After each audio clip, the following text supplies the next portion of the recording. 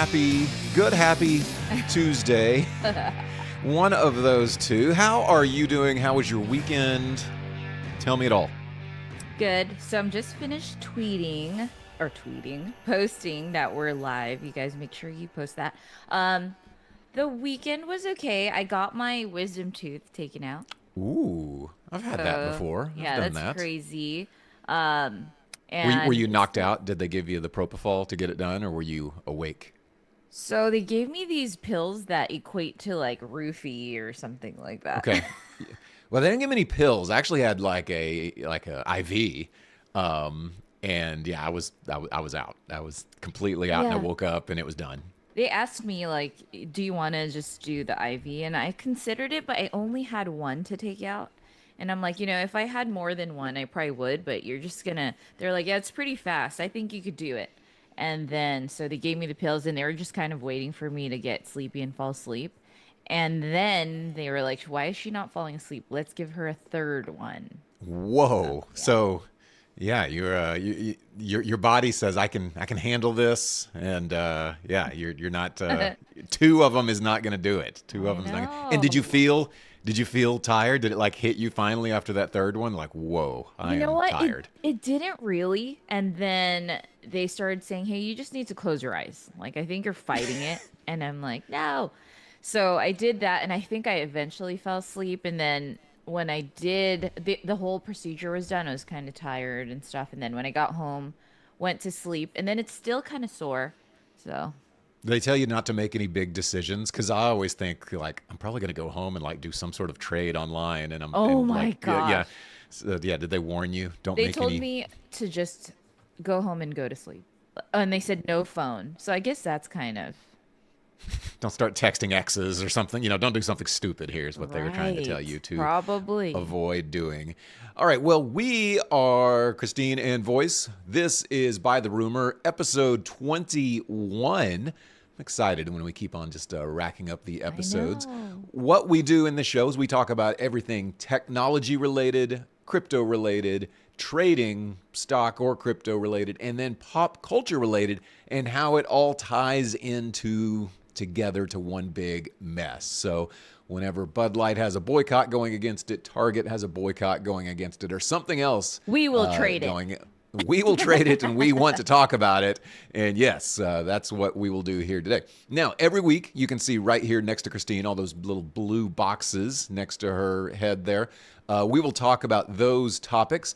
Then also, Christine and I each will have our own dedicated segment. Christine's going to tell us why ETH is not finished, why she said this is going to happen, and dang it, it did happen. So we're going to talk a little bit about ETH, and then I am going to talk about digital privacy, and is it going away, and did you ever even have it to begin with? So I will talk about that here in about 45 minutes.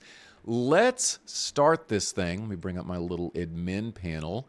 Let's start this thing. You guys make sure Let's. while he's bringing Oh the admin yes. panel, you guys need to post this. Try to post the link of the live on your X account. You could also go ahead and post it or send it to on other social media platforms like I shall not mention, but any other ones. Go ahead and post that link But over there there. are other ones. Hey, I always wonder this. Like, do you see how in the little chat it says Christine Barnum reposted the stream? And I've seen like Alexander do that. How do you do it where it actually says it? Because I repost the stream all the time, and it never says that I reposted the stream. So, I what wonder if you magic? can't see it because it's Oh, you. because it's Yeah, me. because I Can you? can't see mine. Oh, okay. It says on mine, Christine Barnum reposted the stream. The What the stream. helly? Yeah, yeah. What the hell? You're so young. You're so hip with all those hip talk. Although, do you What? feel like now that you're going to have young and hip people not in the house in the coming years, do you Oh feel like my you're going to lose gosh. touch with what's cool anymore? I think I am. And then my 22-year-old, I'll tell her, because you and I are on TikTok, we love staying up to Up to date trends. on the cool stuff, Yeah, right? so I'll tell her stuff like that, like, what the hell? And she's like, oh God, please. No. She's like, that's done already. That's done. Or I'll also tell her other things and she's like, what's that? And I was like, oh no, you're starting to be You out of the don't loop. know, right? Yeah. All of a sudden, 22 ain't so young, is it? No, yeah, you gotta Gotta put them in their place. Let them know. I've already decided if my kids do something that's really annoying me, I'm just gonna start saying it and make it uncool, and then they'll stop saying it. So that's my secret plan to make them quit being annoying. So, all right, with that, we have to talk about some of these topics. Lee, we will start out with U.S. inflation. Okay, it sounds like a boring topic, but it's not, and it affects quite a few of us. The U.S. headline consumer inflation remained unchanged in July, while core inflation accelerated, showing some pass-through of higher costs caused by tariffs. So, Christine, you're an economics professor, right? Yes, So, I am. yes, okay. I have a master's in it. Okay, a master's in economics. Explain to me why some amount of inflation is told to be healthy. Why can't I be happy with 0% inflation? Because anytime there's, 2.7%, I'm told, oh, that's good. It's what was expected, 2.7%. But whenever it was 4% and even higher, 5 and 6%, like it was in the Biden years, people were like, whoa, that's crazy. But 2.7 is good. And it was during his administration, Biden's administration too. If it was like 2.7, they're like, oh, that's healthy. Why is there healthy inflation? And I really don't have the answer. I'm honestly asking. Why is a little inflation good? I do not have that answer, but I'm going to assume. Yeah, make it sound like you do. Make me Okay. sound so confident, or you need to sound so We need a confident. little inflation in order to be able to have money go towards paying down our debts. And if we Okay. didn't have any inflation at all, we would just be up to our ears and drowning in our debt because we're unable to pay it at this time. Okay. I I mean, don't know. I might go for that. It's just like Bitcoin, right? Everybody's like, Bitcoin is so great. Why is it so great? Well, it's deflationary. You see, there's only 21 million Oh, Bitcoin right. that will ever exist, and it's deflationary. It's the greatest thing ever, right? And then we talk about the US dollar, and they're like, oh, yes, 2.7% inflation. That's good. That's good. And I'm like, well, wait a second. I thought deflationary was good. I thought Bitcoin was good because it's only as many as there ever is going to be made. And then now with the dollar, I'm told no, no, no, no, no. Everything we just said about Bitcoin, that's completely out the window. And it could be I'm listening to crypto bros say the Bitcoin thing, and I'm listening to Wall Street suits say the dollar thing, and I'm not hearing it from the same people. In Yeah. which in your timeline like that, isn't like a mixture of like not crypto bros as well as stock bros that are stock bros tend to be a little more establishment and a little more what you hear from The news. you know or the government. Yeah, one of the two. Is that what it is? Is it just we're hearing from both of those type of people? I think so. And then, it's hard to gauge what is truly correct and more accurate when it's like two sides of the coin. Yeah, I guess so. I guess so. All right, next We've comes learned nothing about inflation. I was about to say, I'm really glad we were able to work that out for everybody. Oh my God. Next comes up. My run sheet is frozen, so we're just gonna have to talk about what this says right now, and I don't have my notes. Oh, no. Oh no, I'll bring it up. There we go. I had to restart my browser. All right, next up is the big data boom. Banking analytics market to hit $35.1 billion. The big data analytics and banking market is witnessing robust growth, driving the rising digital transformation and the urgent need for real-time consumer insights. And here's why I left this on here. Sometimes I get some stories and I don't even leave them on for us to discuss. But here's why I have this on here. So now the banking industry is starting to use a lot of the tools like AI and stuff like that to be able to make their best decisions, right, on how to handle your money. But aren't we to a moment, maybe for the first time in history, with AI, that you and me, Christine, have access to just as powerful tools as the banking industry does, right? We want to create, some amazing algorithm or some good, amount of data that they traditionally have had and we have not had, but now we do have access to it. And they're saying that they're willing to spend $35 billion to figure out, how to handle money better. Isn't this Like, this is like in the crypto. Everybody was like so great about crypto, but it's because we were early. Is it possible that we are early to market analysis or, even crypto analysis by using these tools that mainly only the banking industry have had? I don't know. Tell me that I'm crazy, that we've got a chance to use tools that normally have not been available to Joe Blow like you and me. Yeah, I think that that's true more than ever. I don't know if they're happy about it or not, but I'm still trying to wrap my head around. They want to spend $35.1 billion in order to be able to be To better with money. save. Yes, yes. You've got to spend money to make money, Christine. Thirty-five billion is a lot. I Well, just it's feel 35 like they're. billion of your money. Yeah. I know, but I just think that it's a ripoff. Well, maybe, but what if they figure out how to invest and make, 300 billion? I don't know about that.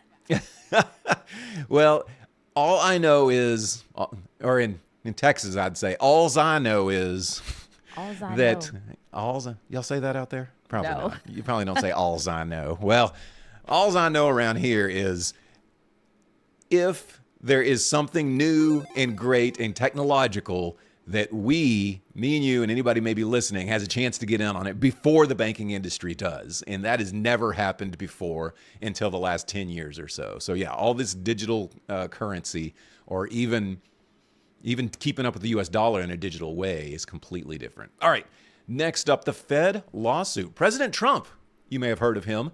He may allow who's that? He may allow a lawsuit against Jerome Powell, his good buddy, the Federal Reserve Chair, over cost overruns for the Federal Reserve headquarters renovation. I have a question. Did you see Trump and Powell in hard hats discussing the renovation the other day? No. Oh gosh. Do we have a clip? Say 5 good things about Powell, and I'm going to find this. Say 5 freaking good things about Powell.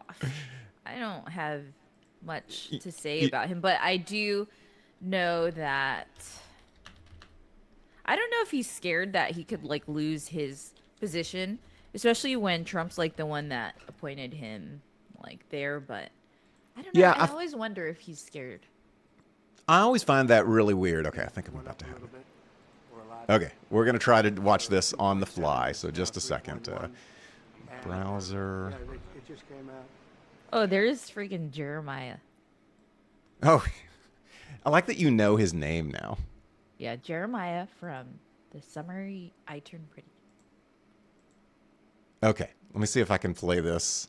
Oh my gosh. And it's like an episode. It's like an episode of The Office. Okay, so let me see. Why is it just spinning? What a photo op. Well, you're going to hear them. They barely know what's going on. Here, let's see if I can hit refresh.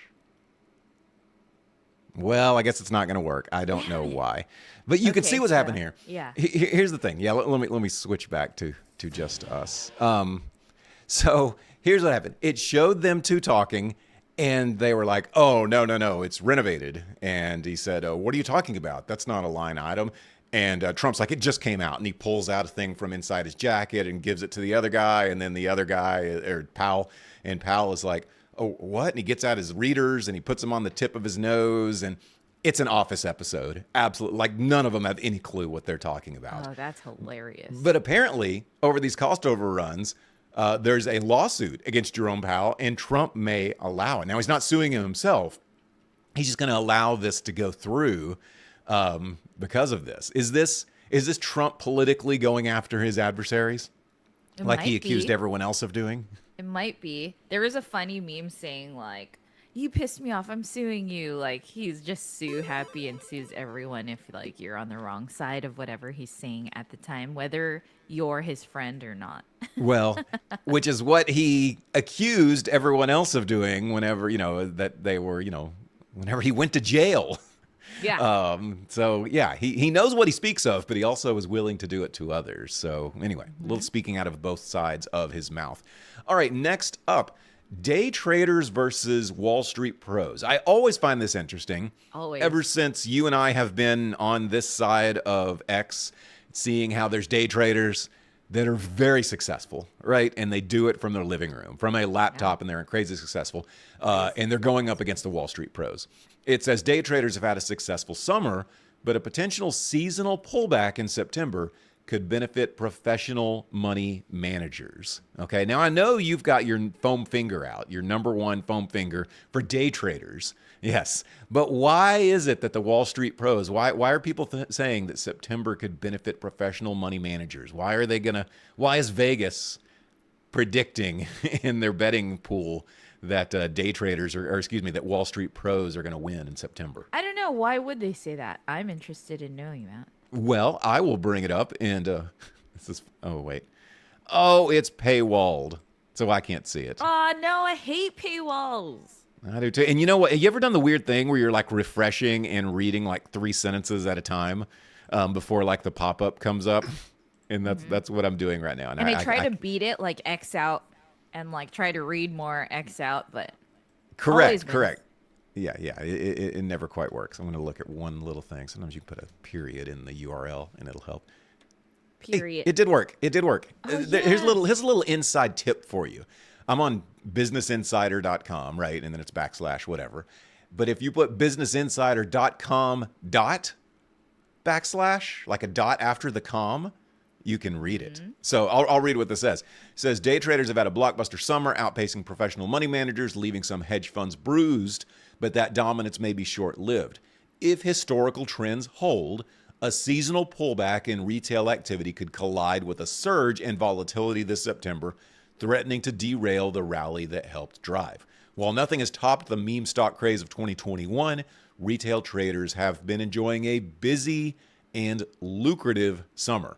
Citadel Securities, which handles more than a third of the U.S. retail equity trade, said in a client note last week, Main Street has remained consistently bullish over the last 3 months. Retail has bought up stocks in 14 of the last 16 weeks since April, and options buying has been bullish for 14 consecutive weeks, which is crazy to me. Anyway, so yes, all of this, they say just historically, they see that retail is going to get hit in a volatility spike. And I guess they think Interesting. professional money managers win in that. Interesting because I think a lot of retail traders love volatility. Volatility, I Yeah. think the same thing. If it's like really, not necessarily whipsawing, but whipsawing on the way up or on the way down, I feel like retail traders do pretty well in Oh, that. yeah. And they live on that and they hope for that they're on the right side of like the volatility. And if they're not, they're very quick to get the hell out and then jump on. Their fingers are fast and they'll jump Matter of on the other fact, side. wouldn't you say that retail traders most struggle? This is interesting. Where do you think retail traders most struggle? I think it's whenever price just really isn't doing anything. It's just like stagnant Oh, price. yeah. That's like, it's like watching water. And you're Just just like, okay, well, and then you have to decide, like, should I just get out? This isn't worth it because we look for volatility, right? And then a lot of retail traders are their strengths are in the volatile market and being able to get out at the right time and, accept that they're wrong at times and then just jump on the right side of it. And I yeah. think that them saying this, the professional whatever wealth managers, I think that they're underestimating retail traders. Yes. Go retail traders. Yes. Sorry. All right. Economic indicators are impacting Bitcoin. Bitcoin recent rally could be influenced by various upcoming U.S. economic indicators such as the CPI, PPI, retail sales, and jobless claims. Christine, what has happened to our favorite little Bitcoin now that it's tied to U.S. economic factors? Used to, it was completely apart from that, and that's what was so great. It was decentralized and away from the U.S. government. Hmm. Now, I'm learning that Bitcoin can be influenced by big numbers that come out like CPI, PPI, and retail sales and jobless claims. Why is this shift happening? Is it just because we wanted institutional money and now we got it and now we just have to deal with the consequences of that? I had a feeling that that was going to happen because institutions would buy up. I think we've talked about this before is like they would buy up the most that they can. And Yes. then how much control would they have owning so much of it, And just do we kind of land back where we have been, where they control it? Well, I guess here's the question I always have with this. I remember in the 2021 bull run and then the subsequent bear market, right, where it went down to, in the teens, is we were always thinking that, oh, it's a hedge against the US economy. So if the US economy tanks, Bitcoin will probably do well. And then in that bear market, the US economy tanked and Bitcoin did not do well, even though we were told that it was a hedge against the US economy doing poorly. Now, is that becoming more true where if the US economy kind of falters a little bit, it's kind of like gold where more people will put their money into an asset like Bitcoin? I don't know that that's the answer. But I do know that people are looking at Bitcoin as an alternative investment more than ever. I mean, this administration is saying go ahead and put your 401k, have it to have a part of your Yeah. 401k in Bitcoin. And he That's said buy that's the pretty big. dip on Bitcoin and Ethereum. Who said that? The Trump Oh, administration. no, just not Whoever Trump that himself, is. right? Whoever Uh, that is, like they like said buy the like dip. like Barron or something. All right, here we go. Last one to talk about different rules for humans and robots. The Atlanta Police Department states that the court system cannot process tickets for Waymo's self-driving cars the same way it does for human drivers, highlighting the challenges of integrating autonomous vehicles into existing legal frameworks. Christina, what do we do about this? I've never even thought about this. So you catch Waymo speeding, and the cop pulls them over, and I'm assuming if they see the flashing lights, Waymo knows to pull over, and then the cop goes up and license and registration, please. Yeah, who do And they talk to? who do they talk to? Who do they give the ticket to? Who do they do anything The to? owner of the company. Of Mr. Waymo? Yeah. Because I think that, I mean, I don't know what you're about to say, but it should be the same across the board. And then there's a human behind that company. Yes. Yes. Well, okay. I Yeah, I guess you're right. I mean, but Waymo, first of all, these are autonomous cars. They shouldn't be speeding, but they probably do turn into. I've told you, I've seen this. They'll do all kinds of weird things. How many cups do you have, Christine? I've seen like three, I I think. knew you were gonna say something. I have two, coffee and water. Okay, okay, and you need both. I need both. Okay, I just see you with your yellow cup there, and then all of a sudden you've got a big giant I'm water a bottle. drink hoarder. Yeah, I guess so. You are. But anyway, all right. So if a cop pulls over a way, see, I'm trying to, you knock my wheels off. My wagon wheels are off. If a cop pulls over a Waymo car, to me, yes, the ticket should go to the Waymo company, Right. to all of them. But right now, how come they can't figure that out? Well, how come Atlanta police can't figure this out? They just pull them over and they say, well, it's no one's here, so see ya, Mr. Waymo, later. Because we're in the wild, wild west of where robots and, robot technology and humans like meet, and we need to know like how we treat each other, what we do. But I really think like right away I was like, okay, well, a human owns that company, so you go and slap the wrist of that human. Okay, let me take you on the next step after that. Let's say that that Tesla ends up having the self-driving car thing, right? Like everybody does it. Everybody gets into their self-driving car, and Tesla takes over the driving for them. Yeah. And then it breaks a traffic law, and you get pulled over, right? And you're like, "But officer, I wasn't driving. Send the ticket to Elon because it's his company. I wasn't driving. I didn't turn the wrong way. It was this car." And so there actually is someone sitting in the driver's seat, but they're not driving. Who gets the ticket? Yourself, because you have the ability to go into manual mode and correct it. And you have bought that car from Elon, so it's up to you to just like, okay, like he's trying to, I think Elon is trying to do where if you own a Tesla, you could have it as a robo taxi. Yes, yes. If your car ends up doing something illegal, you've you bought that car, so I think that it's your responsibility to upgrade and correct and update your software or But let's something say like I've that. got it updated. It's completely updated. It's like your iPhone. You keep it updated, right? And it still broke rules.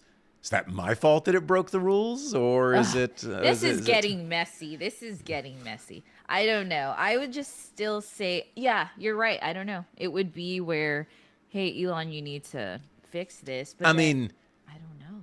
I know in the end, like, well, you probably don't know, but like on my Tesla, whenever I've signed up for like the 1 month free of auto driving, it makes you digitally sign so many That's your things fault that it's, if yeah, I'm something. sure. Yeah, Wait, have exactly. you done that? Like where it just drives itself? 100%. And it is freaking awesome. But I think I've told you this on another episode. It's weird because it doesn't drive like a human. So if there's a residential street with just houses on it that's 30 miles an hour, but people normally go 45 on it, He's well, going it's 30 it's going to go 30, and people get behind you and they're and you can just beeping. tell they hate you. Right? Oh They yeah. absolutely hate you. Your grandma in the car. And so it drives like a grandma in ways. It's stupid, Christine. It obeys traffic laws, which that's I know. I dumb, was about first to of all. tell you like, "Oh, sorry, it obeys the law and it's so safe."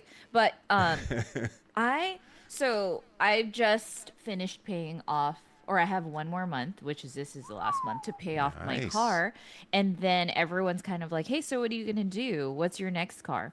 And I'm gonna chill for a while and enjoy not Yes. having payments, right? But also, I wanted a Tesla a long time ago. I wanted the S. I Yes. still like it. And I feel Cybertruck. like Cybertruck. I I know I want to see really you in a like this. Cybertruck. You know what? I really like those too, but there's so much. It's a lot. It's a lot. Yeah. But But I yeah, like it. if you have questions about the Tesla, I can be your Tesla person.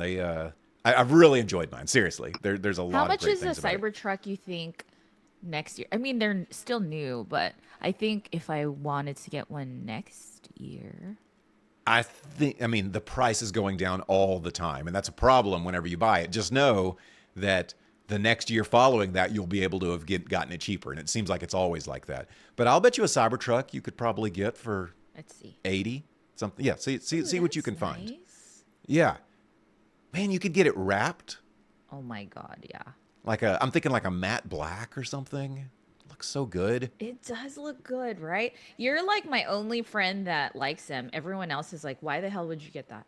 No, no, no. I'm all about it. And look, I was shocked when I first saw them, but I don't know. I think you would like it. I do. Have you You went wanted in a one? horse. I've not been in a. You wanted a horse. You're gonna have to get a Cybertruck instead. I've not been in one. But I mean, I have a Model Y, and as a family man, the Model Y works. The Model X would be good for you too, because you could have those cool doors. I like the Cybertruck more than the X. The X, yeah, the Cybertruck is cool. And I've probably worked out a lot of the kinks. 70,000 at right See, now for a 2024. So I feel like next year, where do we see this? 60? yes, maybe. I don't know. But anyway, I'm all about this. Yes, I'm all about this. You need a Tesla in your life. You can do like my family seems to like. Of course, I have young boys, and instead of the horn that goes like boop boop whenever you lock it, Yeah. right? It just farts. It makes a Oh fart my sound. gosh, so funny. And I love that you could like arrange your Tesla to where when someone sits down, it just does a whoopee cushion. It's got a whoopee cushion. Yes, That exactly. would Oh be yeah. my first thing that I Your do. first thing you do, Yeah. yeah. There's all kinds of things that I do. Oh, and this week, or maybe 2 weeks ago, Grok is now in my Tesla. Okay, Oh, no so way. yeah, I long hold the button, and I'm like, Grok, who played Ferris Bueller in the 1980s? And it'll be like Matthew Broderick played that, and it'll talk. I'm telling you, Christine, I have a conversation with my good friend Grok, and you can have like 10 different personalities. One of them is That's Gork. One of awesome. them is Gork, which is like a surfer dude. He's like high, he sounds like. And you just talk to him, and he's like, "Yo, dude," and he just talks to you the whole way. And I swear, I've like not listened to podcasts or listened to the radio recently. Instead, I'm just having a conversation with my stoner friend Dude, that is Gork. awesome. What year is your Tesla? It is a 2023, Okay. 2023, I Are you believe. thinking you want a new one or No, no, I'm gonna stick with. I'm kind of like you. I like to keep it until I got it paid, And then even once it's paid, I'll probably stick with it for a little bit longer. So, Do you keep it and then you buy something else when you're ready, or do you sell it? well, being a two-car household, next my wife will get the new car, and then we'll wait a bit, and then it'll be me after. You kind of have to go on a cycle. That way, you don't buy at the same time. Same with our phones, which somehow now we're about to buy two new phones at the same time because my phone is dying as we speak. But Oh, and I had to get the new one because it got stolen. got you remember? stolen. And Okay. if y'all are wondering about Christine getting her phone stolen, listen to episode 20 Yeah. of By the Rumor, and you can hear that. All right, you were about to say something before I go to your corner. I went to just check out the S's just because. And the S's are so, I don't know what it is about the S's. It looks so like luxurious as far as like electric vehicles Well, go. it's the fastest. Yeah, it's very, very fast. So if you're ready to blow people off the line there and you're a fast and furious LA lifestyle, the S is the way to go. Go with there. All right, let's go into your corner, Christine's corner, that is. And we're going to look at how Christine is able to afford such luxurious Teslas through her ETH. And let's do that right now. Christine's Corner, where the buzz is hot. Crypto trends or the latest pop plot. From gadgets that glow to stars in the sky. If it's on her mind, you know it's gonna fly. So plug in, tune in, let's right. take that ride. Sorry, I thought I could get away with eating a piece of candy Christine's Corner's where You during your can. intro. You can. Nobody now cares. Nobody cares. No one's Nobody judging cares. you. Okay. Thank you for that. Thank you for So that. while you eat your candy, let's talk about Ethereum. And you guys know, if you've been watching us since we started, I've been slamming the table about Ethereum. Like, I don't know what Yes. it is. I don't know if I'm just being biased. It's like my biggest bag that I hold and I believe in it. And people would say it doesn't do anything. Like, we're having this bull run and it's just not doing anything. Like, it's the True. one that's not doing anything. I'm like, I don't know. I love it. It's number two, like to Bitcoin. Like, I just don't doubt it. Don't doubt it. Why are we staring at it? And it's $4,500 now. I could see it and- right at the bottom in the ticker down here. It's Yeah. up 6% today. Yeah. And then Voice was even like, hey, he texted me like, wow, it's doing it. It's doing the thing. Doing the thing.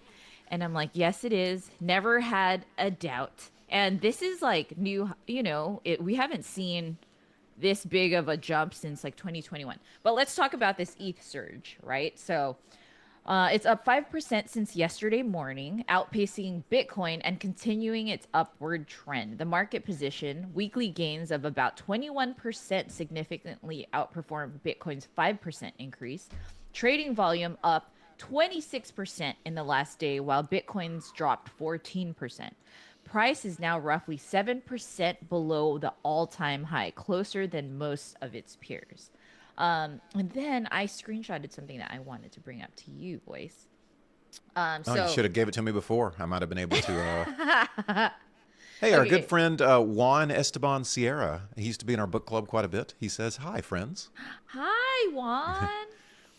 Okay, so ETH surged about 4,400 for the first time since 2021. That's old news because it's 4,500 now. It's fueled by a new record of 1 billion in ETF inflows on Monday. In addition, ETH treasury companies continue to expand this week, led by Bitmine Immersion Technologies, which currently holds more than $5 billion in Ethereum. And that's sourced from Bloomberg. I just want to say, I told you guys so. You just want to say booyah. You're doing this whole segment so you can mic drop. Next up, $5,000. Okay, what's the all-time high for Ethereum? Do we know this? It's like All-time high is 4,800. 46. 46. And we are at, where is it? I don't see it down there right now. We are at 44.8. Okay, so we are dangerously close. We're knocking. There is no doubt we're going to pass that all-time high. Okay, and then we're in price discovery mode, and there it will go. Okay. Let's hear your thoughts. And as you know, okay, if anybody's followed the show, they know Christine. Oh, now it's the yellow. Now it's the coffee. If anybody's followed the show, they know for Christine, she has always been bullish on Ethereum. She asks crazy questions like when 10,000 and things like that. And you know me, I am kind of the resident Ethereum bear, okay? And it's because I go on the thesis of what it's promoted to be useful for is as the computer of blockchain, right? Everybody's going to build off of it. NFTs, DAOs, all of that is going to be built off Ethereum. And I said, well, yes, but the gas fees will prevent this from ever being a big deal, okay? Because there's no way that everybody wants to pay however much a $10,000 Ethereum would be. The gas fees for that would be absolutely ludicrous, insane. Christine, your counterpoint to me saying that has always been they'll figure it out because eventually, Vitalik comes up with, this new way, and somehow we've managed to figure out a way to make transaction fees lower, especially whenever they moved to proof of stake. They were saying that was kind of laying the groundwork for it. Here's my revised thesis, okay? I'm not joining your side, so don't dust off that spot next to you just yet. Whatever, loser. Whatever, loser. That's right. You're like, it's okay, pores. Yeah. No, here's my new thesis. Is it possible that, we're seeing it go up because the Bitcoin ETFs did so well and all this institutional money is going into Ethereum ETFs, and they are not looking at it as the computer of blockchain, the internet of blockchain. They're looking at it as merely as investment. So its utility for this rise is not seen. Last time, Christine, that we saw a big Ethereum push, it was completely analogous with NFTs going crazy on there, with different meme coins going crazy, like SHIB, okay, going crazy on there. And this time, that's not the case. This is all about Ethereum. There's no NFT bull run around it. NFT people don't attack me. It's Not that we know of. Not that we know. It's not made the. It's not happening. There may be some increased volume, but it's not the same. Only Matter of fact, penguins. yes, because there's actually something else going on there, right? So I guess what I'm saying is this run, it's because Ethereum is becoming something that's different from then. Ethereum is now being thought of as an investment arm and not as something you can build off of. You still can build off of it, but man, is it expensive. Right. And do Vitalik has a great opportunity here to step on the gas in figuring out the gas. He's going to step on the gas. You see Oh the way my that, God. I didn't even know. Genius. And then the other thing is with these ETFs is what I was reading about is the cool thing is that in redemption, they could redeem it in ETH. So they could redeem it in crypto or cash. So it doesn't just have to be redeemed cash like a lot of things used to be. Wait. Say that again. If I've got what I can redeem? So spot ETFs with ETFs, Ethereum. okay. When an investor wants to liquidate position, Okay. you could get redemption in ETH versus just cash. Really? Yeah. That was So- a new thing that I read. So let me just make sure I understand this. I go to... Where am I going to do? Am I going to Webull to do this? Am I going to eToro? Where am I going to buy this ETF? See, so we know, right? Like these ETFs, you could buy them with all these stock exchange apps. Yes. So that's where I was when I read this. So how does that work? Right, how because that's does what I was that going to work? say. Let's say I do want to cash out in ETH. When do I give my address to be able to get this done? So That seems... I don't know, but the SEC approved it, and it's called the in-kind redemptions for spot Bitcoin and Ethereum ETF. So you could redeem your Bitcoin as well in crypto versus the cash, and that's something new. And that means that when investors, or more specifically authorized participants, when they create and redeem shares for large institutions, want to redeem shares of their spot ETH, ETF, or Bitcoin, they can now receive actual Ether directly rather than having to settle in cash. This is seen as a positive development. If you smell something right now, it's opportunity. Here's what I hear whenever I hear you. Okay, let's hear it. Here's what I hear. There's an arbitrage opportunity here. Let's say that the ETF is undervalued compared to what actually ETH is at. You could buy the ETF right? And then immediately cash out to Ethereum and then sell Ethereum to whatever else. There's a hop here that could create an arbitrage opportunity where one is undervalued, the other is overvalued, and you might be able to buy from one, liquidate to Ethereum, and then have the overvalued asset that you bought at an undervalued price. You're so smart. Yeah, Well- I feel like that's a great opportunity and perspective. Side note, a friend of mine was trying to pressure me into XRP. That's like my smallest bag, I think, is XRP. And he's like, I can't believe that you're just holding on to all this ETH. You need to liquidate a bunch of your ETH and then get XRP. What's your problem? And here I am debating I know I should have more XRP. I do believe that. But I was like, I have a hard time liquidating my ETH because I feel like ETH is ready. It's ready. It's primed, ready to go. And he's like, no, it's already... What is it? 3,500. Mind you, this was like a week and a half, 2 weeks ago. Yeah. He's like, it's like 3,500, 3,400. It doesn't do anything. Look at XRP, and you could buy more if you just liquidate 2 or 3 ETH. I was like, no, I don't know. I'll think about it. Well, his next client comes in, and it's a wealth advisor, and he starts talking about the ETH ETFs and how he just was able to get his clients on there, and that they were excited, and these are like billionaire clients. And he's like, oh, well, I was telling her to buy XRP and she's trying to push me to buy ETH. And he was like, yeah, I think she's right. Ooh, did you mic drop? Did you ink? I just looked did you at ink him. Drop. I looked at him and I was like, oh, what do you know? A wealth advisor to billionaires is agreeing with me. And then I told him, I was like, I do think you should get a bag of ETH. Like, you should accumulate some ETH. He has like $86,000 worth of XRP. I was like, I don't think you should get new money and come in and buy ETH. I think you should liquidate some of your XRP and have an ETH position. And he's like, no, I'm just going to use, like all my tip money and buy ETH then. And the wealth advisor said, I think that what she's saying is correct. Like, you don't have to grab some new money and put it in. Just diversify. Yeah, just a little bit. And he's like, I think $86,000 in XRP is quite a lot. He's like, and I think Ethereum is a good bet. He's like, these ETFs are, Let me ask you this: do you have an exit strategy for your Ethereum, or is No, I this don't. Can you hold help me? forever? I'm No. a hold forever person. I have know a you are, and that's why I problem. asked that. That's why I asked that. But at the same time, let me. I was going to ask you this too. I used to, whenever we did our old spaces, you would tell me, yeah, I've had people that I accidentally told to buy Ethereum at $4,000.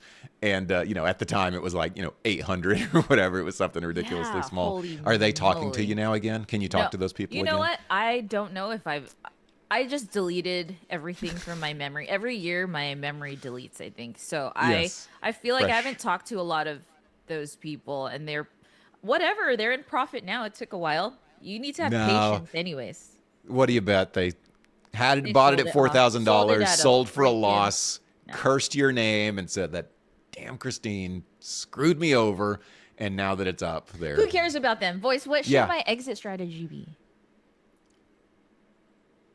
I don't have one for you. I don't know. You're on your own. You're on your own. I know, and it's not like I have like a bunch. Like, I wish I had like $86,000 in ETH, but I do feel like the question is always like, we've seen Bitcoin go from what, like the most minimal that I've personally seen was like $3,000, $4,000, right? And now we're looking at it, it's like 118,000. At what point, like, would we Look. have held up to now, or did we exit at 50,000? Did you exit? It is at exiting is so tough in crypto because okay, one of the greatest trades of all time was Shiba Inu. Okay, there was a gentleman that bought $8,000 worth of Shiba, and it was well after it was released, and it ended up being worth like near $1 billion. Okay, yeah, because it was very early and then it went crazy. But my question to you is, you wouldn't have held on that long, right? I mean, No. I wouldn't have held that. Like, where, obviously, if he held on to the all-time high, it would have been like near $1 billion, right?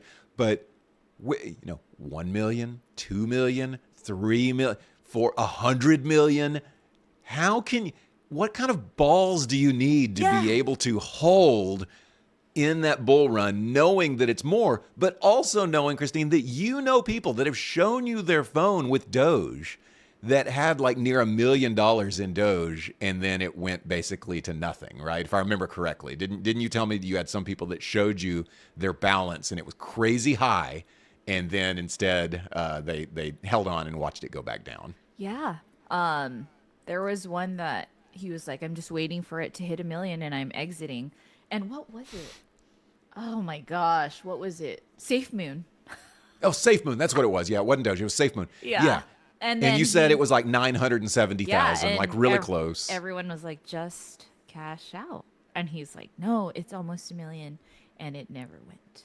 And it just went down to 800,000, 600, and 500. Yeah, and he just didn't cash out.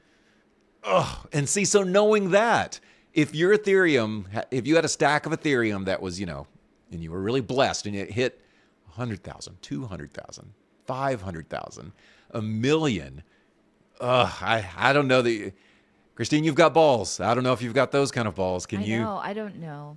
And as like when we're like in these runs and like, our investments are doing well, I start freaking out that I'm going to forget like my ledger passwords and my other, I'm like, oh my gosh, I probably forgot it. Like, I don't even know. Oh my gosh, where's this? I just start freaking out. Self-custody. That's what we talked about last week, how difficult that is. All right, very, very good, Christine. I love that segment. We will revisit this, and we'll see. In the end, whether you sell or not, we'll know when the right exit strategy is. We'll just have to find out whether you went along with it or not. But let's instead go to some birthdays.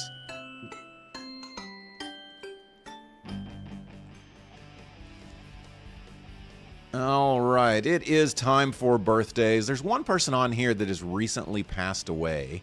And that's unfortunate. Didn't save my birthdays, and I didn't give them to you. Okay, just a second. I gotta. That's what you get. That's what I get. That's exactly right. Here, just a second. Let me hit. Here, let's just ask. I'm just gonna say, what famous birthdays are today? I'll tell you one that came up because I already knew that. But person Hulk Hogan was supposed to have a birthday today. Aww. Oh, I know. He is not going to have a birthday. This kid named Dream.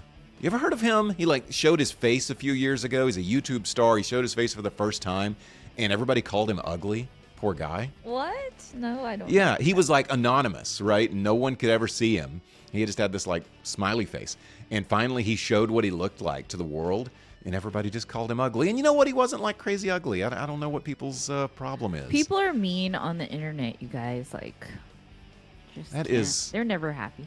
Yeah, that is good. People are mean on the internet. Mm-hmm. People are mean on the internet. That's right.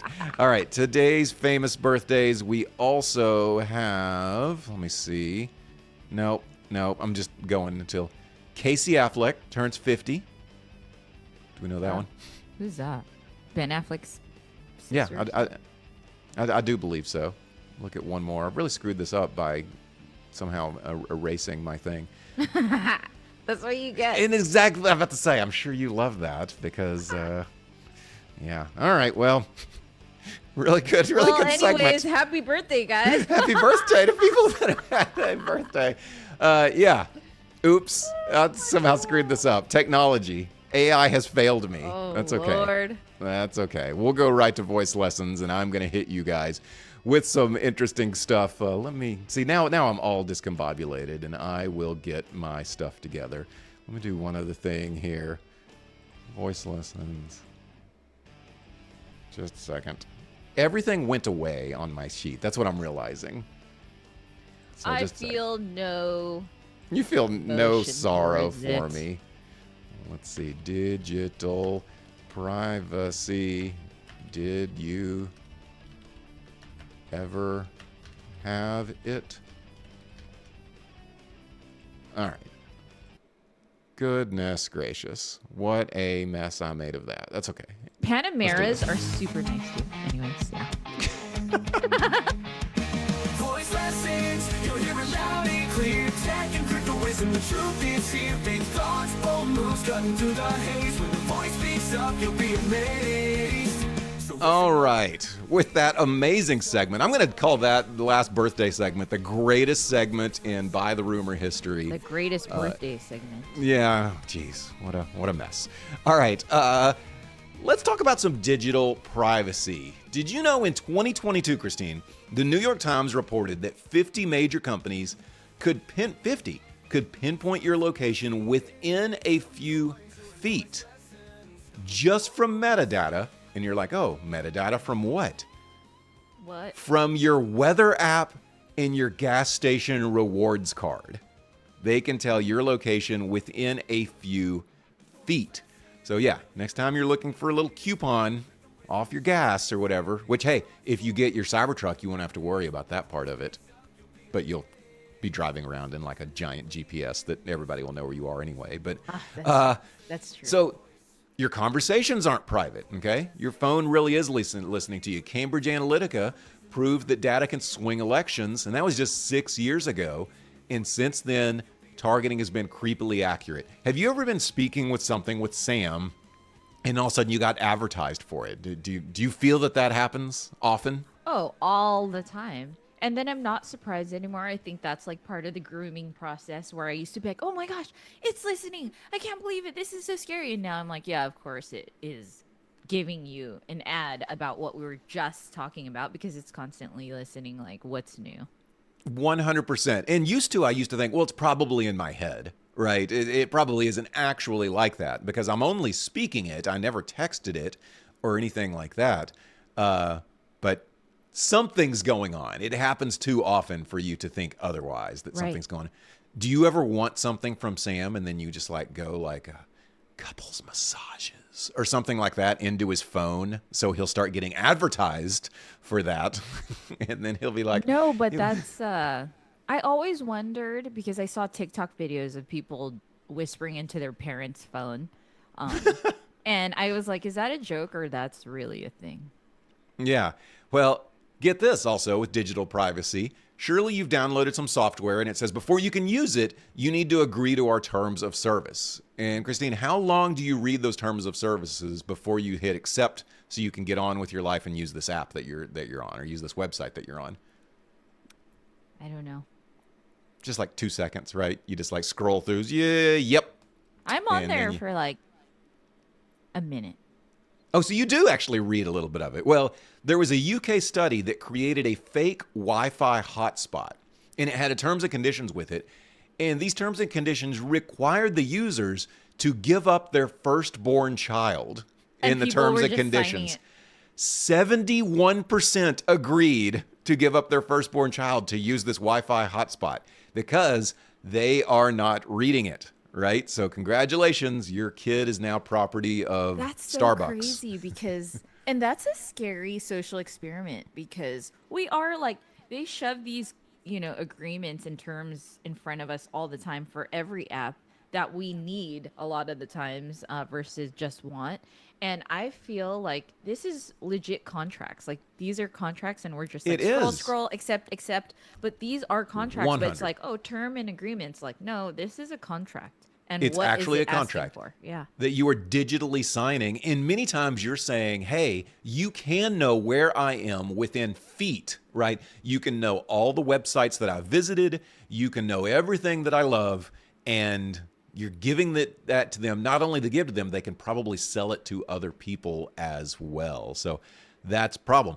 Also, have you ever went to Facebook or something and maybe not Facebook, but some site and tried to remove your personal data, right? To keep them from having it, right? Mm-hmm. Well, the problem is they do take it off of what you see, but they say over 90% of consumers' personal data remains in corporate archives even after account deletion. So you delete your account and they've still got it. So you deleted your selfies, still on a server, okay? I probably on a training set for AI, right? To use your selfies, okay? So yeah, you could fake your own death tomorrow, but your Netflix account will still be recommending documentaries about serial killers or whatever you're watching for the next 20 years. All right, and then the creepiest one. Cities are testing AI that predicts where crimes will happen. What's the Tom Cruise movie? Vanilla Minority Sky? Report. Minority Report. Thank you. Yeah, I was going to say Vanilla Sky. Minority Report predicts where crimes will happen, and in some cases, who will commit them. Now, it's not like that in Minority Report. Didn't they have like these? They called them precogs. These like people that like Yes. can see the future, right? Well, now we're just. It's not that. It's AI, but Emotion AI is scanning faces at job interviews, airports, and even classrooms to judge mood and trustworthiness. So your digital footprint, whenever I say, oh, you think you've got digital privacy, no, no, no. AI is coming to literally look at your face, determine your mood, and probably determine what to sell you based on your mood, right? Now, if you've got like, Minority Report for sure. yeah, if you've got like resting bitch face or something, if you've got a little RBF going on, maybe that helps you. Maybe that's an advantage, right? Because you've got the stone face, right? No AI is going to be able to read that. So yeah, that is a little problem. So yeah, digital privacy, it's dead. We probably didn't have it in the first place. And the only difference between now and 50 years ago is back then, the guy that was spying on you was like in a trench coat, right? Now it's a server rack that is keeping all your stuff and all the data you can, which gets us into Delta Airlines. Can you find Delta's ticker for me if you can? yeah. Because I'm going to talk a little bit about Delta. So imagine this, Christine. Are you an expensive purse gal? Do you like expensive I purses? used to be, and then I've found myself not caring anymore. So Now you don't care. Okay.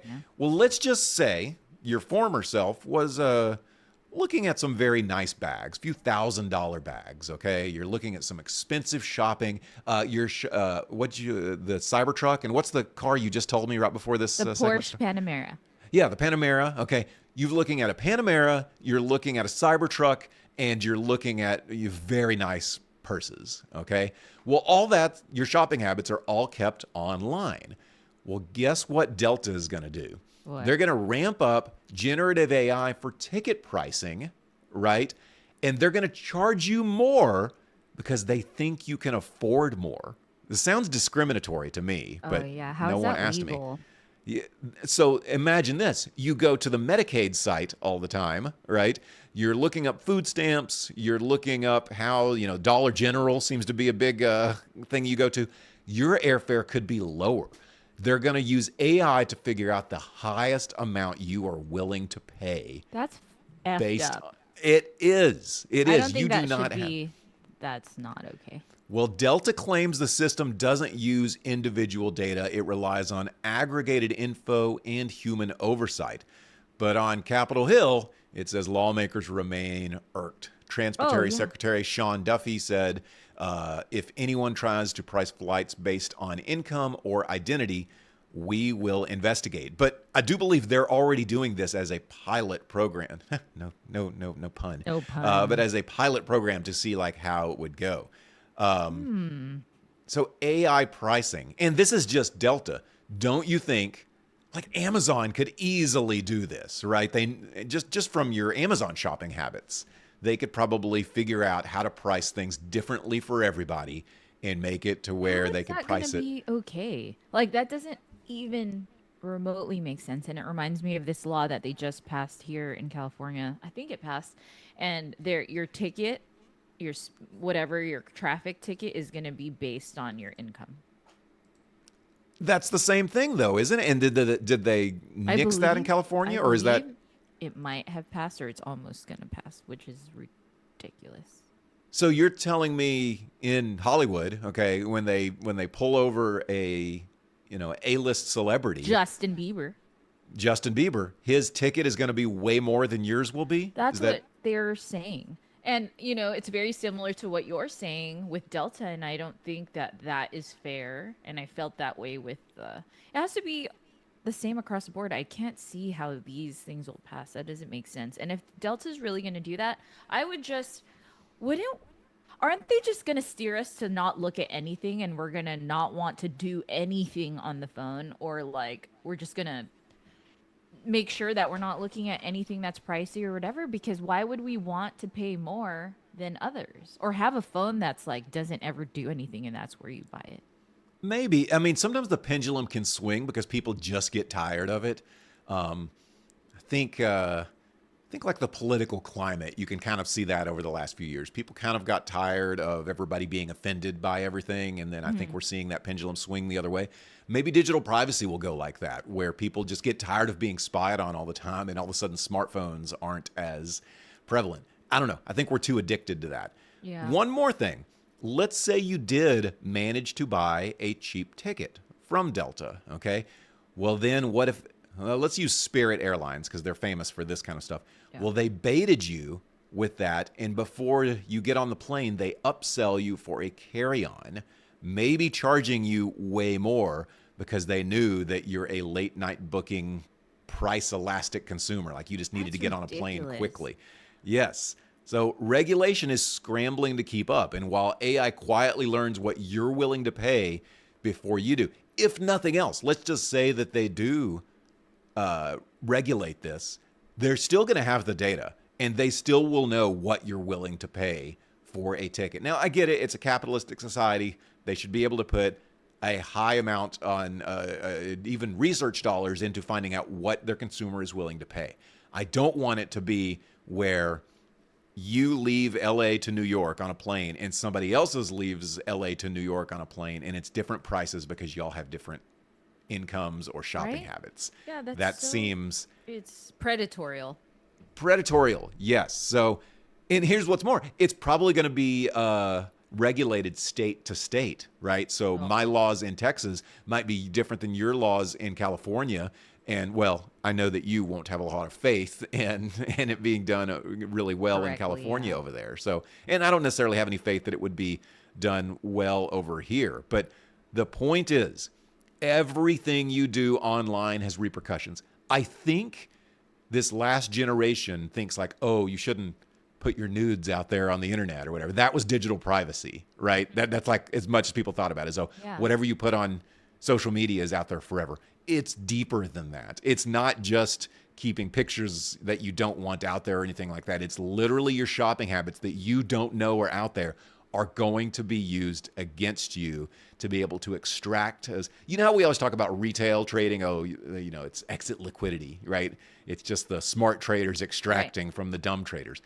It's the same thing in the market, right?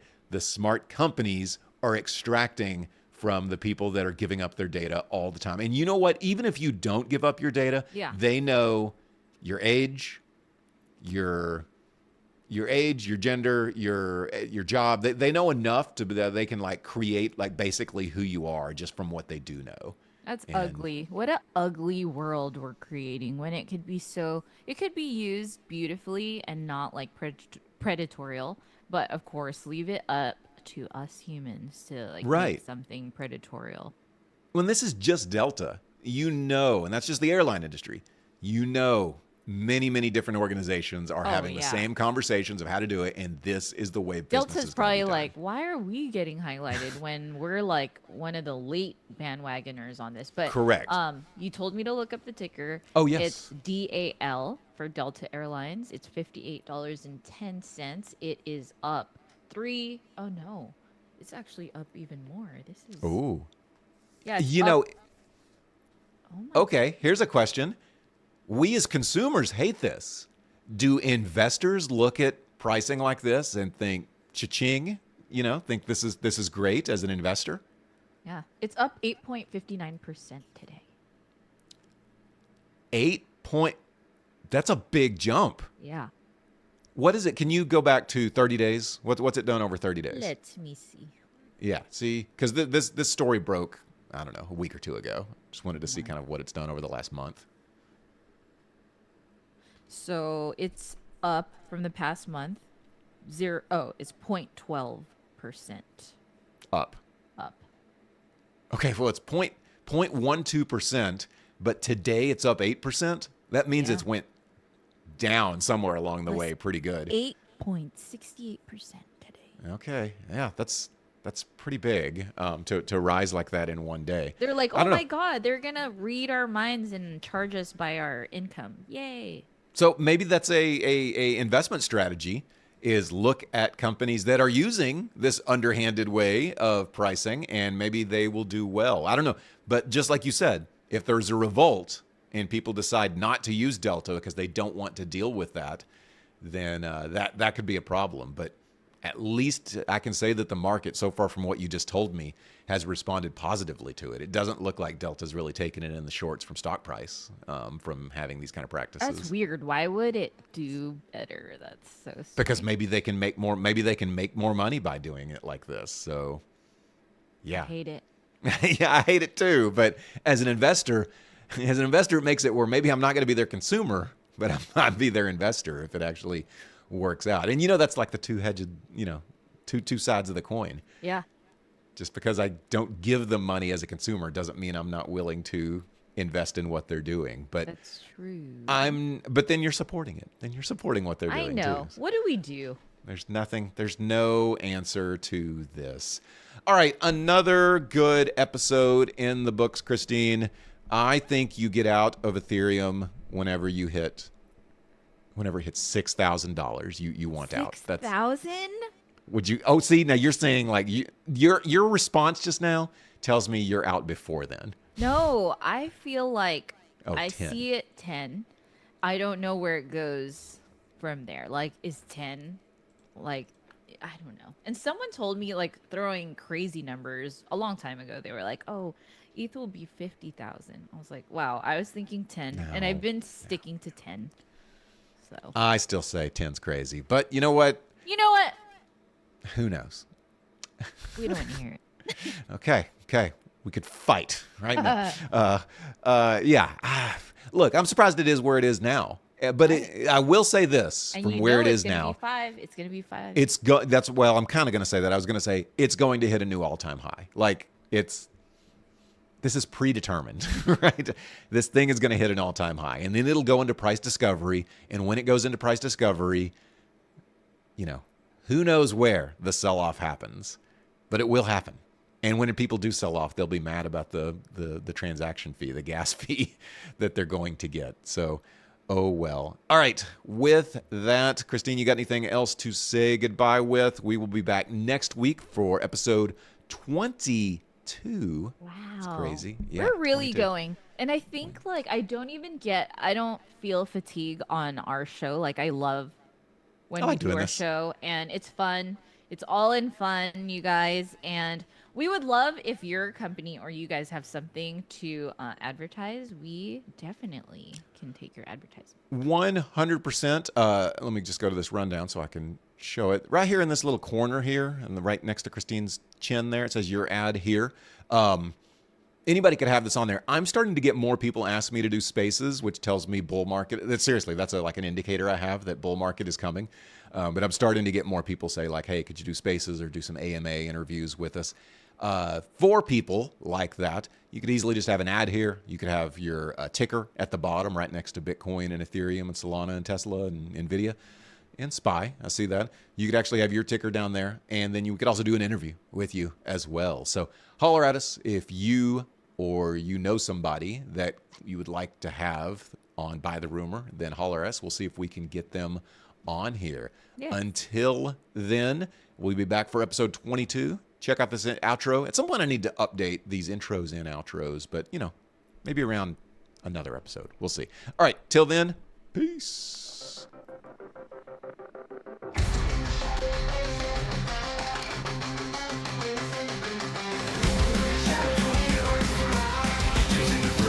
Digital hive.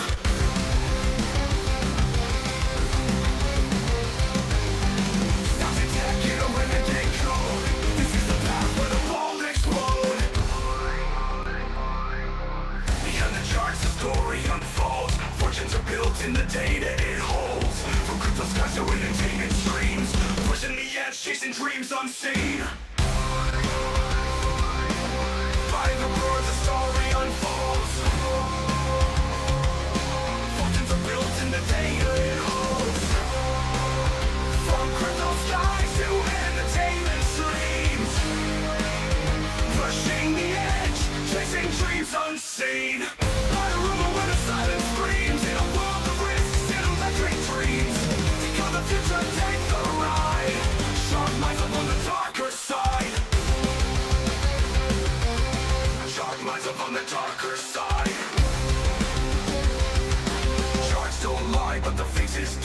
Watch the market sway like it's testing you. The gossip's currency is hard to ignore. Behind locked doors lies so much more.